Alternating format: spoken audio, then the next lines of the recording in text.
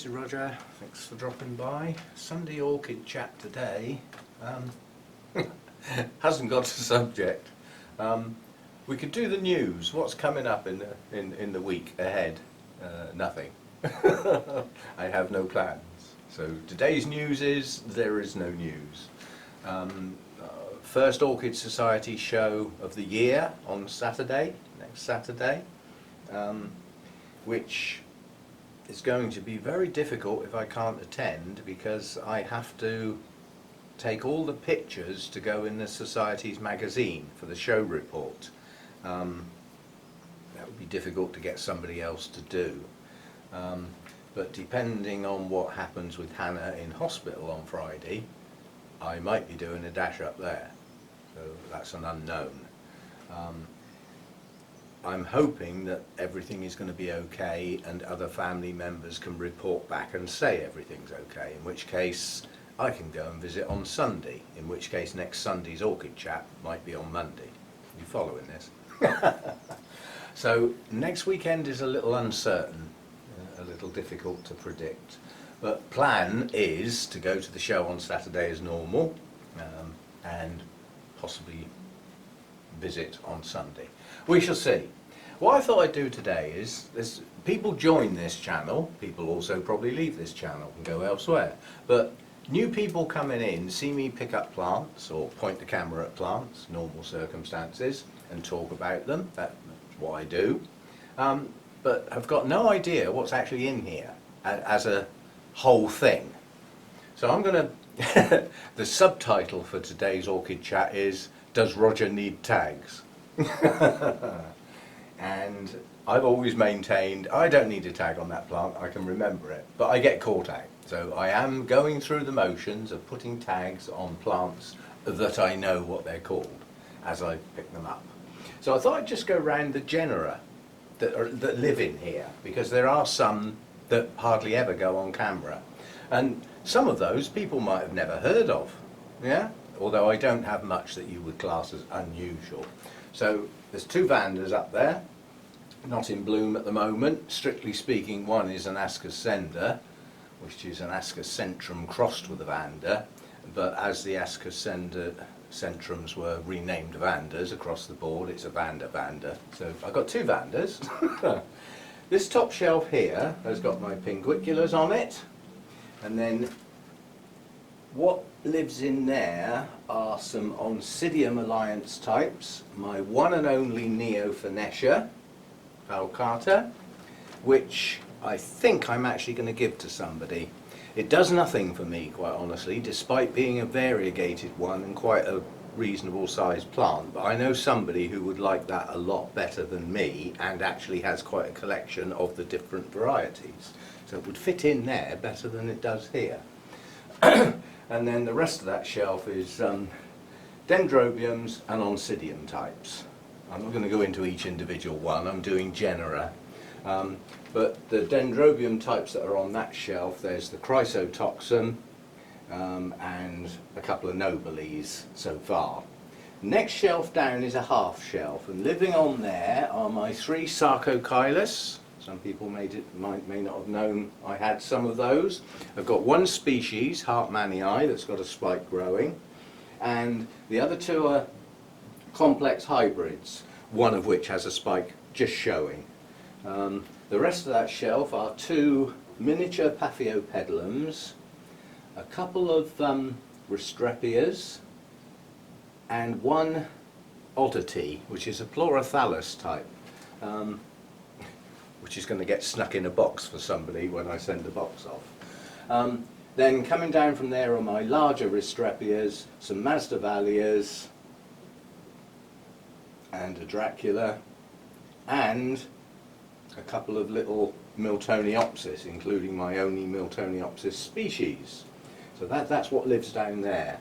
Over here we've got my one and only Disa, which some people might not know I had. I've got a Dendrochilum, that won't be here much longer. So I've got a Coelogene, Nitida, and a couple of Miltonias at the back. On the next shelf down, getting less light, because it's shaded by the plants above, it dapples the light more, are my 3 larger Miltoniopsis. On the floor here we've got a giant epidendrum of unknown, I haven't got a clue what that is. That's going, it's not staying. I've got my Dendrobium Hancockii, or the bamboo bush. It's got scale on it, needs dealing with. Next to that is my only Cymbidium, which will go out in the garden middle of May, maybe a bit earlier. Right, up the top, I have a row of Tolumnias across the top, near side, and the ones in bloom are up this end. I bring them down where I can see them from inside the house when they're in bloom. The next rack back, hanging rack back, is Latoria type Dendrobiums and my Dendrobium senile, which faces the other way. And then up the top, getting a bit more light, are some Cattleya crosses, some of which are young plants. One of which is blooming size and has bloomed several times, but the others haven't. Swinging round here, this is up here on this hanging rack is all Dendrobiums. That's where most of the winter resters are, and some that aren't, but the larger stuff lives down through there, up in the roof, high. The hanging rack across here has got more Dendrobiums, mostly Dendrobiums in fact. It's got one Cattleya species, the Genmanii. It's also got my unusual one, which is a Laelia crossed with a Broughtonia, but again Cattleya type. It's got the bulbophyllum that we mounted the other day, and it's got my Ancilia, which is an African species, a one-off. It would have to be a one-off. It's only actually got one species in that genus, literally only one. And I've got one of those. That was a gift. Coming down, there's one Masdevallia living up there, which I'm trying in quite a bit of extra light to see if I can force it to bloom. The rest of that shelf is Oncidium alliance types, a couple of large Brassias and stuff with Brassia in, and my Dimorphorchis Lowii, which doesn't seem to be growing very well at the moment, but it's a warm grower, so it doesn't like my winter anyway. It's a set of 4.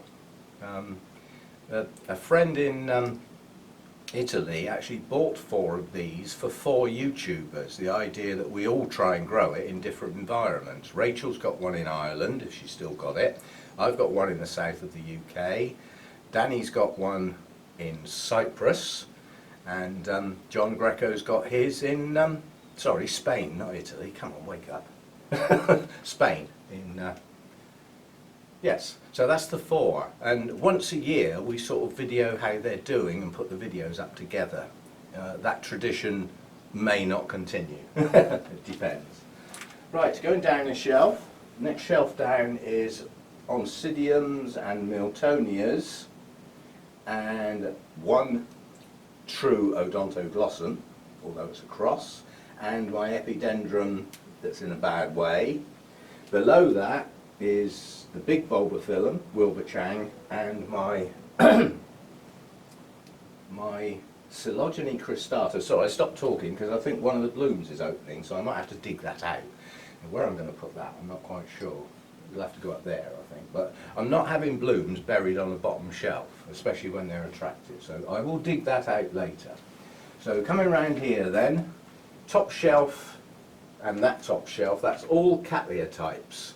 Now in amongst those, there's a Laelia species, my Anceps. There's also my Laelia purpurata, although strictly speaking I think that's called Cattleya now. And a lot of hybrids. And also my Encyclia cordigera lives up there. But again, it's Cattleya alliance, so that lot live up there. Coming down to here is an assortment. There's a Cattleya species, black hair type Dendrobium, different type of Dendrobium, my only Kingianum type, which is Delicatum, which is a Kingianum cross, naturally occurring in the wild apparently.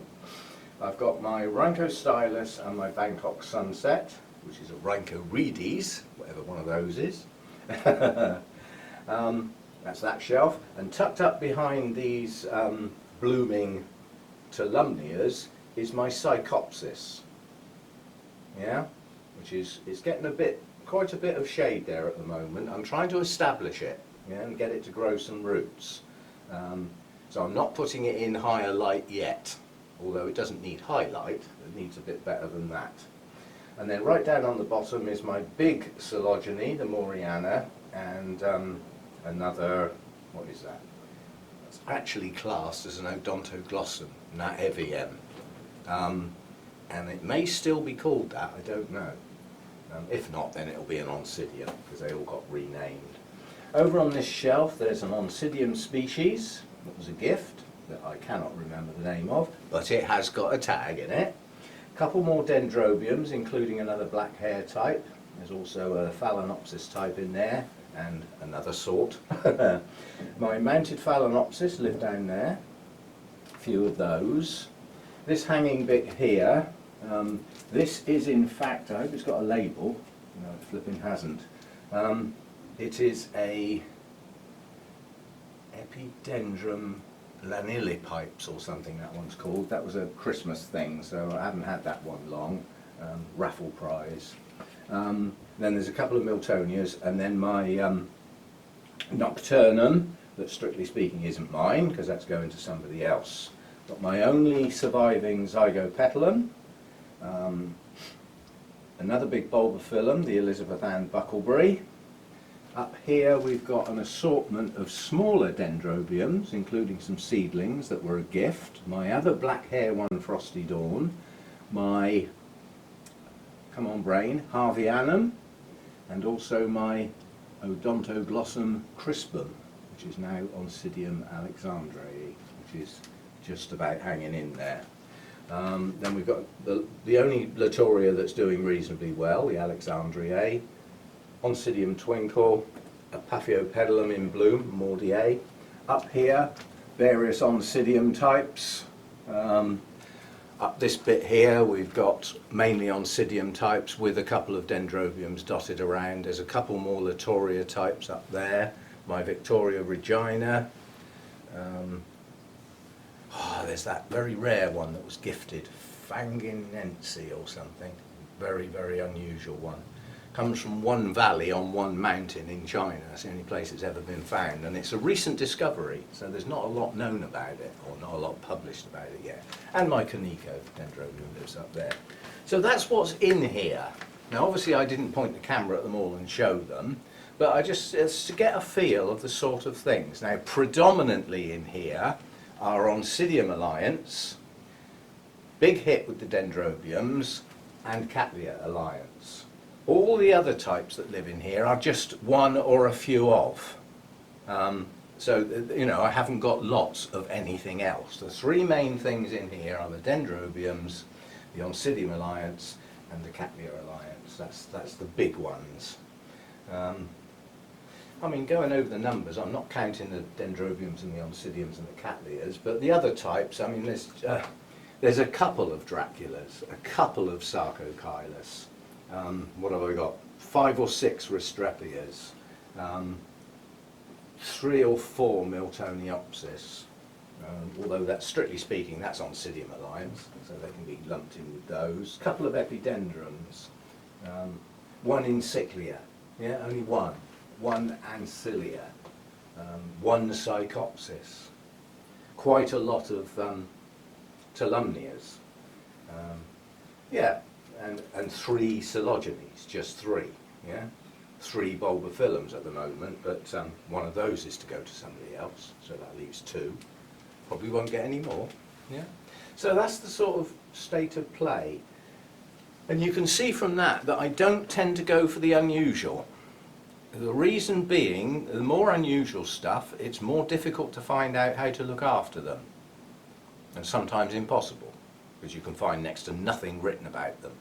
Yeah, so I stick to stuff that should do reasonably well, and most of it does, and some of it doesn't. You know, my Psychopsis is hanging in there, and so far so good, but it's a warm grower. It's not going to like my winter, so it's not going to do much this time of year till the weather gets better and we get a bit more heat. And with the extra heat in here comes the extra humidity and the airflow, and everything starts growing better because they've got a better environment. And my Masdevallias will go, oh, don't like this, can we go back to winter? Because they're cool growers in the main. So that's really what's in here. And could say, well, how do you look after that one? How do you look after that one? How do you look after that one? Apart from the winter resters, the dendrobiums that do like to dry right off in the winter, they all get looked after the same, quite honestly. I don't have different types of care. I do have different types of media though, and that is part of their care if you think about it. You know, chances are if I planted my Paphiopedilums in large bark in a clay pot like I do the Cattleyas, they probably wouldn't do so well. Yeah, they like a tighter mix, a lot less air, stays moist better, longer, all that sort of stuff. So I do adjust the media. Obviously there's quite a lot mounted in here. Well, the care for that, care equals work equals mounts. If you're going to have mounts, you're going to work.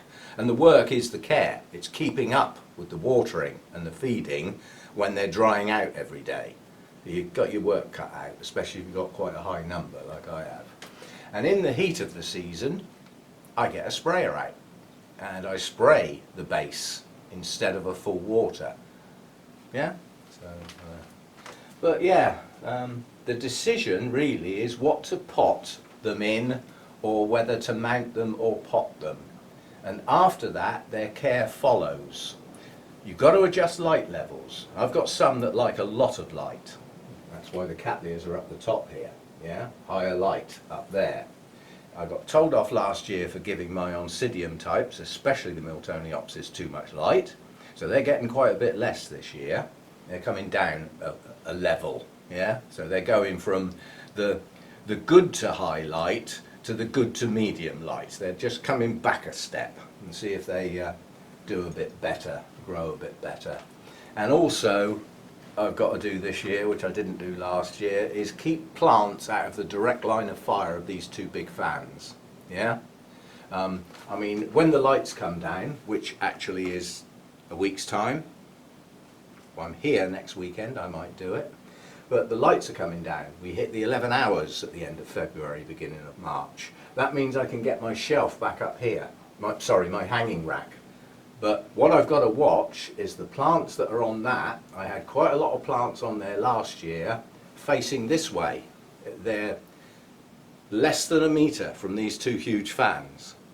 It's drying them out. It's giving them, it's too much of a blast. It's too much. Yeah? So I can have them round the other side with their back to the fans. Yeah? That won't do them anywhere near as much blasting. Yeah? So we'll get that one back up. And with the lights out of the way, I can start using the whole length of that. Because at the moment, the bit in the middle has to stay empty because this Spider Farmer light is just too much. Singed leaves all over the place.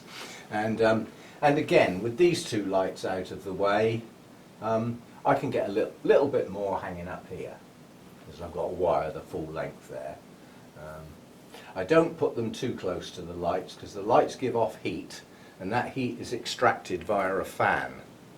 So these little grills in the side of the lights, heat comes out of those, so I don't want plants too close to those. But the lights will be coming down in a week or so. And then we can start rearranging things again and moving stuff around. And then not long after that, shade netting will go up on the roof. Yeah?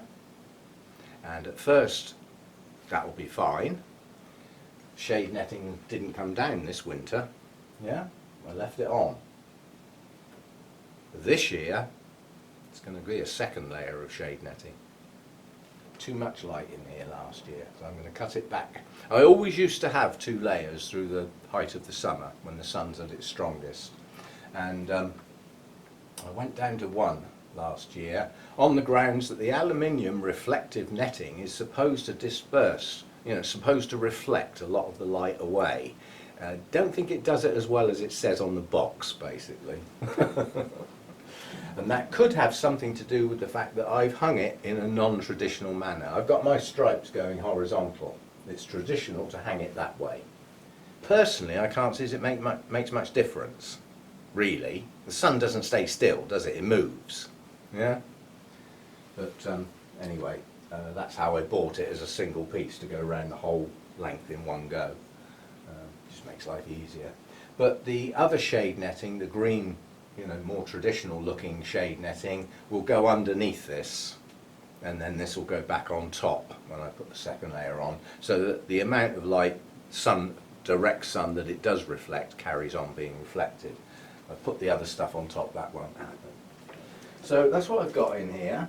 As I said, the care doesn't, this lot down here are what I call the cooler, shadier ones. Masdevallias, Draculas, Restrepias, yeah? And it's quite heavily shaded there compared with other parts, yeah?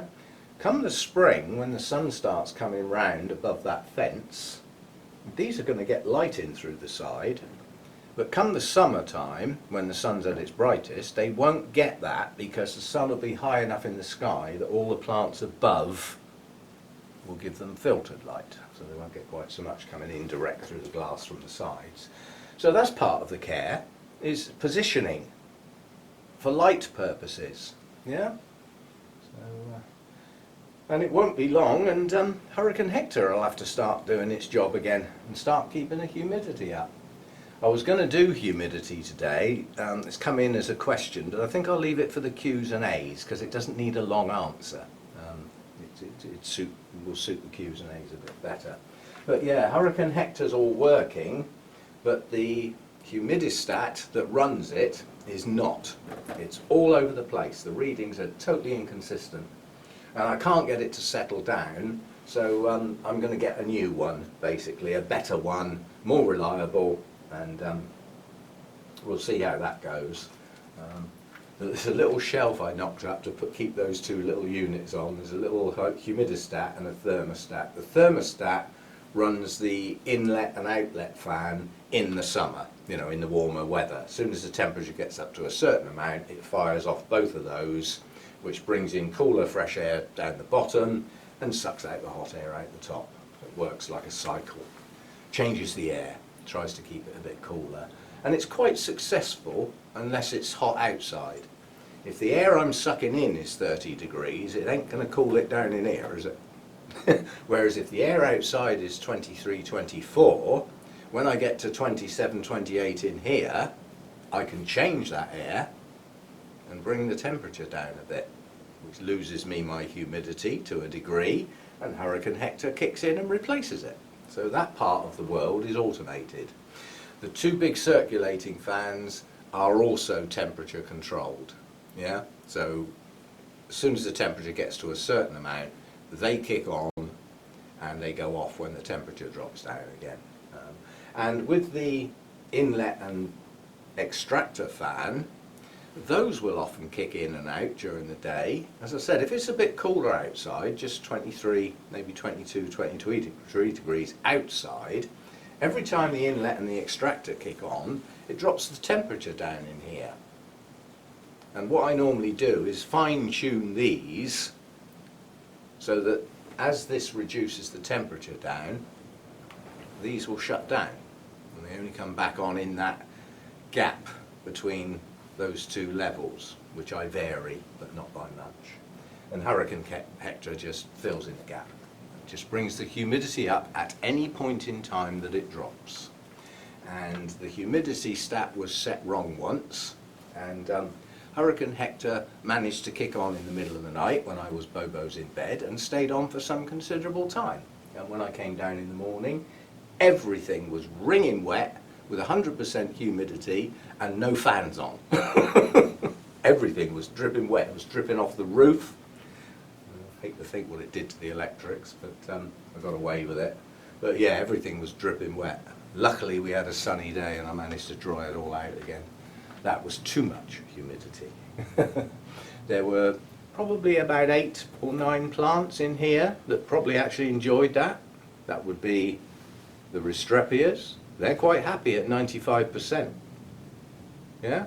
And if you've got 90% humidity during the daytime, I can guarantee it'll be 100 when the temperature drops at night. That's just how relative humidity works. So there we go, a chat about what lives in here. And And as I said, I don't think there's any plants in here that need a specific care, apart from perhaps the Disa, which is a bog plant basically. It lives in water, and it's very prone to rotting, strangely enough. Yeah, the care that one gets is it gets watered from the tray and is allowed to soak up. I don't pour water in the top of the pot in case I get the base of the plant wet or in the leaves. I just keep the plant dry as best as possible. Apart from that, that's really it. Lights come and go. Humidifier comes and goes. It's off during the winter, not needed. I mean, in here at the moment we're 21 degrees and 66%. That's fine. That humidity would probably be better if it was 70, somewhere between 70 and 75, but I'm not rushing to rise it up. Yeah, it's not important enough. The difference doesn't matter as much. I don't need it that high. And if I put Hurricane Hector on, I'm going to need to put a fan on as well to distribute that humidity around the whole place. Otherwise it'll have a damp spot, if you know what I mean. It'll have a spot that gets most of it and other places that don't get much. So I usually have a circulating fan on. So there we go then. A bit about kit, a bit about what lives in here. Not specific individual plants, just the types of plants. Am I going to have a new genus for this year? Maybe. I come across something. I've still got one that nobody guessed it. I did say there is a genus I want one of, but I'm fussy because within that genus are quite a few variable types of blooms, some of which I don't actually like at all, but there are a few that I absolutely love. Nobody's guessed it yet. It's a warm grower. Yeah. And if I come across one that's the right colour, you know the colour that's lacking in here, yeah? So that's giving you a clue with the colour. What else? What other clue? Monopodial, I'll give you another clue. That's all you're going to get. So monopodial, warm grower, that's got some good reds and oranges in amongst them. It's also got some wishy-washy colours and some rather plain looking things and some with very small blooms. But so we're after one of those. Worked it out yet? Come on. The trouble is there aren't many people that have got them. They don't come up very often, that's the problem. I don't think they're particularly difficult to grow. You can grow them like a Vanda. It's just that they are up that warmer end, and some of them might not do that well in here in the winter. So I'm taking a risk if I go for one. But I've got to have a go because I like the blooms. Very large sprays with many blooms on. Very attractive, especially in the colour I'm after. So there you go, try and work that one out then. I'm going to finish my coffee and get this done and work out what the hell I'm going to do next. Well, I won't be doing much this afternoon. England are playing rugby this afternoon, so I'll just be sat in my chair, won't I? Sat in my chair. See you next time. Thanks for dropping by.